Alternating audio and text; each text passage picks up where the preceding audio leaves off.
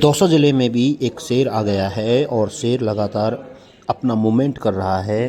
अब तक शेर के द्वारा 3 लोगों को घायल किया जा चुका है।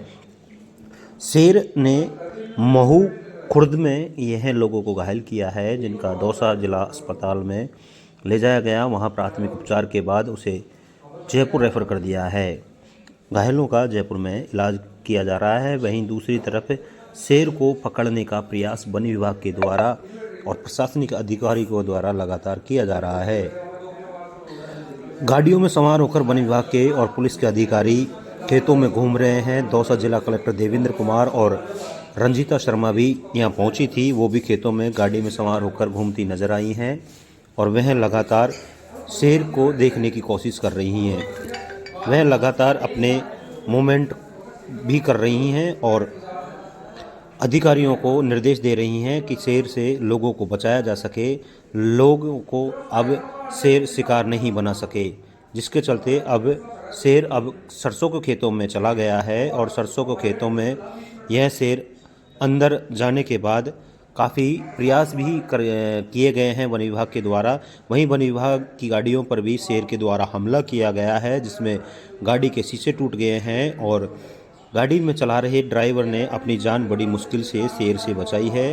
शेर को मोनेटाइज करने के लिए इसे यहाँ गाड़ी ले जाई गई थी सरसों के अंदर और वहीं पर वन विभाग के अधिकारियों पर भी शेर के द्वारा हमला किया गया है। आपको बता दें कि यहाँ इन्हें देखने के लिए भी बड़ी संख्या में लोग जमा हो गए हैं और बड़ी मुश्किल से लोगों हट रहे हैं और शेर अभी भी खेतों में घूम रहा है।